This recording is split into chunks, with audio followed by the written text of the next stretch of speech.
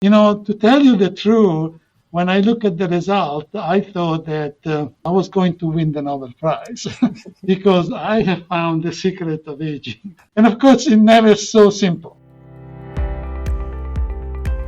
I'm Jules Walters, a health coach for busy leaders, helping you to unlock your DNA superpower to live a longer and healthier life. I've spent decades in healthcare, and what I've learned is that many of the answers to a long and a healthy life are up to us.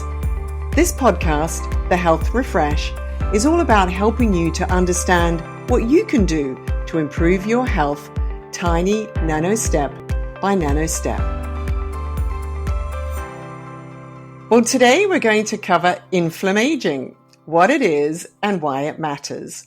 The term inflammaging first appeared about 25 years ago as a way of describing how low-level and ongoing inflammation can age us. To explain more, we're joined by Dr. Luigi Ferrucci, the Scientific Director at the National Institute of Aging, part of the National Institutes of Health. Dr. Ferrucci, welcome to the show. Thank you, Julie. A pleasure to be here and talking to you. So perhaps we could start with what first interested you in the area, Dr. Ferrucci. What interested you about inflammaging? That's a very interesting question. As always, I come from serendipity. I have been for a long time a practicing geriatrician, working with a lot of patients in the hospital, and somebody came to me and said, there's a company that had developed this kit that measure interleukin-6, which is, a molecule that's really sensitive to inflammatory reactions, and you want to try it. And at that time, I was doing a small study in Florence, Italy, and I said, why not? And so we obtained that kit, and we measured IL-6, and not in many people, in 100 people. And what we found was that those that are older and much higher level than those that were younger. So that was just the beginning, the first hint. There was something there.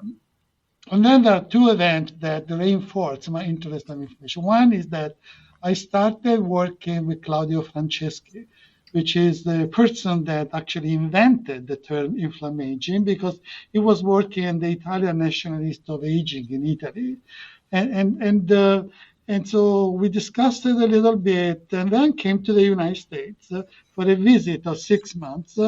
And there was a database that I was very interested in. It was the established population for epidemiological study of the elderly. And I said, I want to see not only whether inflammation increases with aging, because this is a nice curiosity, but not very useful. But I want to know whether it's meaningful. And so I measured that in a little bit more than 1,000 people. And I saw longitudinally whether level of interleukin-6 and C-reactive protein predicted that we focus really on something big, like becoming disabled, developing mobility loss, people that were able to walk and 4 years later were not able to walk anymore. And we found very strong association, very, very strong. It was surprising. To tell you the truth, when I look at the result, I thought that I was going to win the Nobel Prize because I have found the secret of aging. And of course, it's never so simple. Then we started doing a number of other studies that were related to inflammation. And of course, we found that biology is more complex than looked at, at the first sight. But that was the way inflammation really I focus for a long time on what are the cause and consequence of high inflammation. What an amazing beginning. And so now have you discovered, if you could summarize the last kind of 25 years of work, you said it's more complicated. So is it more than just IL-6, this inflammatory interleukin marker? What do we know over all that time? It's a lot more complicated. So at that time, the kit was measuring one molecule, one protein that was interleukin-6. And over time, the technology improved tremendously, at the speed of light, actually. And currently, we're able to measure about 10,000 protein in a drop of blood. And so we have a much more comprehensive picture of what's going on. And we find that, as we should have expected, that inflammation is nuanced. There are several types of inflammatory responses that likely respond to different types of stimuli or deal with different type of problems that occur. And I will be a little bit more precise later, but I want to start by saying that one thing that we discovered is that inflammation is related to aging, but it's also related to a number of external conditions. If you're living in a polluted area, you have higher inflammation. If you are sedentary, you have higher inflammation. If you're using a certain type of diet that is rich of meat, or you consume excessive alcohol, you end up having inflammation. If you smoke, your inflammation is much higher. Inflammation tends to have much higher in men than in women. And so that the first thing that we thought is that maybe by modulating and changing this behavior and external factor, it may be possible to reduce inflammation. And I think that has been tested in several ways at this point in the literature. So now, and then I'll finish. The other thing I'll say is that we also found out that transient inflammation is good. So that if you think evolutionary, inflammation is protective us, no? Because you get a bacteria, and these bacteria need to be killed. In order to kill that bacteria, you need an immune response. An immune response creates inflammation. And without the inflammation, you will not get away from that, bacterial infection. So inflammation for short time is very good. It's what we need. Without inflammation, we die because we don't have defense. The problem is that inflammation is not meant to be for a long time. It's supposed to be short to the point to resolve the problem and go away. When it remains there, that's where the problem is. Yes. That makes a lot of sense. And if I'm a normal consumer, a lot of our listeners are just normal, everyday people who are investing in their health and want to stay healthy. What's the best way to check now if we have this kind of low-level inflammation? A lot of us live in cities. We may be around pollution. How do we check if we have this inflammaging? Well, I think that high sensitivity C-reactive protein, it's becoming mainstream. So C-reactive protein is not a inflammatory mediator or not a direct inflammatory mediator, but is a protein that is produced by the liver in the inflammatory condition. And so looking at that, you can have some idea of whether you have an inflammatory status or not. And people say that it's measured in picogrammi per liter. Below 3 picogrammi per liter is normal. It is a normal level. Between 3 and 10 tend to be considered a very mild risk factor for cardiovascular disease. And above 10, you need to find the cause because there's certainly something that underneath that is causing that inflammation. That's probably the easier way to do it. And it's a trigger. When you find that you have inflammation, if it's mild, just lose a little bit of weight, stay on the diet. If it's really high, you need to really work with your doctor to find the cause. That makes sense. And how often do you think we should be checking CRP using these high sensitivity tests? Like, should we be doing it once every? Standard, but I think that it's a good idea to a certain age, and I don't want to define exactly the age, to have a check with your doctor once a year. I do it, and I think it's important that you look at your blood test, you look at your cholesterol, somebody measure your blood pressure. And so in that occasion, if you talk to your doctor and ask whether with the other test you can also measure C-reactive protein, I'm sure that the physician will be happy to do so. It's a cheap but very informative test. Yeah. So once a year to have a look. And that sounds very doable. And I think it would be helpful to explain a little about how inflammation ages us, this low level. What is it that it's doing in our body to accelerate? That's a beautiful question. And And I don't think anybody has the answer, and especially in the root of the question. So, it's inflammation a cause? No, we are starting to question that. Let's think about what aging is. Aging is the constant accumulation of damage to our molecule and organelles. There is a second principle of thermodynamics that every system become entropic, increase confusion, and that also happen in our body. And there are a number of strategies in our biology that avoid this confusion, fight against this confusion. Sometimes these mechanisms do not work very well. And so damage accumulates. And when damage accumulates, is read by our body and by our immune system as something that is not normal and triggers an inflammatory response. So in principle, the inflammatory response would be right. But there's also an indication that there is something in your body that is accumulating damage. So I would say that I call the inflammatory biomarker to say that it's a marker that is something is accumulating damage and your body is responding to it. But we're not sure that is causal, which doesn't matter in a way because if you, for example, do an intervention, you start exercising or you start losing weight and your inflammation goes down, it means that the primary damage that you had is going down and that do no longer drive the inflammatory marker. I hope that this was enough clear, but we think that inflammation is a second messenger. Yeah. The first damage is occurring before, and we're working on really defining what that is. Yeah. And I think it's very encouraging to hear that there is something that we can do about it, that whether it's diet or exercise or perhaps living in an area that has less pollution.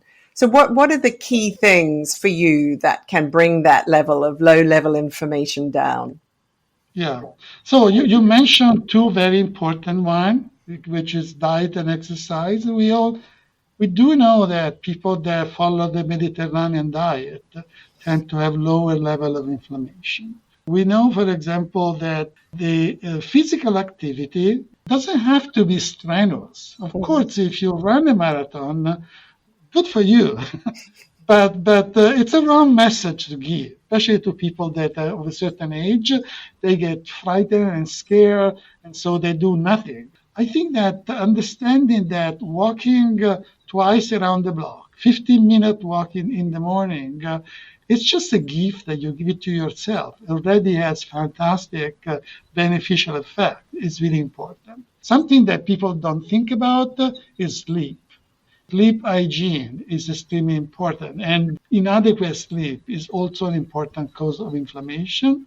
So typically, at least in the epidemiological study, we say that 7 hours of sleep are the best you can do. It's the sweet spot. Less or more seem to be associated, for example, with accumulation of beta amyloid in the brain.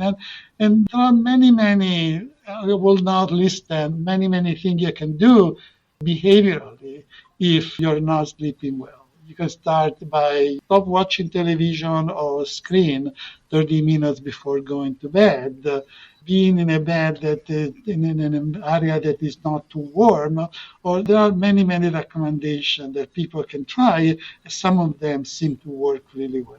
We talk about weight. That's a very important one because the visceral fat, the fat that accumulate, especially in your abdomen, really behave as an inflammatory, source. And so reducing the visceral fat, even small amount of weight loss, couple of kilograms already help. And the most important thing is really not gaining weight. Right. I think that if you look at the long-term epidemiological study, the people that live longer and healthier are the people that tend to maintain the same weight or a similar weight across the lifespan. I think that those are general principles. One, do not smoke. That should be number one. I'm sorry. I think that there's no doubt that smoking is absolutely deadly for many things, but for inflammation, it's probably the most important and most powerful trigger of inflammation. And then, as I said before, go to the doctor. If you have somebody that you know and they can follow you, I think that primary prevention is an important thing to do. It can help maintaining your health and avoiding catastrophic events. Yeah. It's a very important message. And I think people don't realize that fat cells, we talk about visceral fat, are inflammatory, give out inflammatory markers themselves. If you could say just a little bit about what it is about fat cells that contributes to inflammation. Yes. So I think that there is a fat and fat. Fat come in many different varieties. And we accumulate fat because evolutionary, we didn't have the luck to have a refrigerator that we could open at all time and eat whatever we wanted. You were hunting, and then you were getting the rabbit one day, you may eat it and then stay 3 or 4 days without eating anything. And so having a reserve of calories was fundamental. To give you an idea, you have in your body almost 3,000 to 4,000 calories of carbohydrates, but you have 100,000 calories of fat. So that is your reserve. But the fat is usually accumulated mostly in the subcutaneous compartment. Under your skin, there is a stratum of fat. On your hips, there is some fat. In your thigh, there is some fat. And that fat is actually not so bad, because doesn't generate a lot of inflammation. And in fact, it is questionable whether that fat is a risk factor for chronic disease. But at some point, if the fat becomes too much, it cannot be accumulated in the right place, then start going in the wrong places. And so start accumulating in the pericardium, start accumulating in the abdomen, start accumulating in the kidney. It get actually infiltrate the muscle. This is called infiltration of intermuscular fat. That fat is in the wrong place. And the body knows that there is something in the wrong place. And what the body does when there is something wrong, it recognizes and aggress that fat with inflammation. The fat or the intramuscular fat, the pericardial fat, and the abdominal fat is infiltrated with these immune cells that are macrophage, lymphocyte, granulocytes, many of them. And though that's not a healthy tissue, and one thing that happened also is that these cells, the so-called pre-adipocytes, when they become challenged, they can become senescent. Senescent cell is one of the other newly discovered cause of inflammation. And we can certainly talk about it, but the highest concentration of senescent cells occur in pre-adipocyte, in the abdominal site and intramuscular fat. Yeah, that's really helpful to know. I think people don't realize that fat in itself has a different ecosystem, or some fat, as you clearly explained, has a different ecosystem than other fat. So that's a really important reminder. And then just finally, Dr. Ferrucci, what are you excited about in the next few years in this area? Where do you think we're going? What's the most exciting thing for you on the horizon, or the next thing to discover? Well, I think that the most exciting thing is that we're trying to understand. We are starting to understand. I wouldn't say trying. We're more than trying now. What are those little damage that I was talking to you about that eventually create the inflammation? Well, I think that we understanding that the accumulation of that damage occur at different pace in different individuals. And so we are able to measure that pace. because we found that there are biomarkers in the circulation, the so-called clocks. I don't know whether you heard about the term. Yes. It's in the media now, but there are, especially the methylation clock, are able to capture from a small amount of plasma or blood what is the rate of accumulation of that damage. And that sometimes they also tell you or give you a clue of what kind of damage you are experiencing. And that means that maybe we can act behaviorally or pharmacologically to avoid the accumulation of that damage and then maintain that functional reserve from when is needed later off in life so that you can have a healthy aging. I think that what I always say is that the goal of our science is to expand health span, to expand the percentage of life that is characterized by healthy status, no disease, no disability, compress morbidity, and the end of life. I think that if we can hit those biological mechanisms of aging, that could be a very, very powerful tool to accomplish that goal. Absolutely. Well, we all want that. We all want that long health span. So thank you so much for sharing your expertise with us today. So that's it for this week. Before we go, I do need to make clear, if I haven't already, that I am not a doctor. I'm a health coach, and my lane is lifestyle and how it affects our health. If you have a medical condition or suspect that you might be developing one, then a doctor is the right person to see. So that's the legal bit done. In our next episode, I'll be diving into more examples of how our environment and our DNA combine to create our health. Till then, remember, the CEO of your health is you.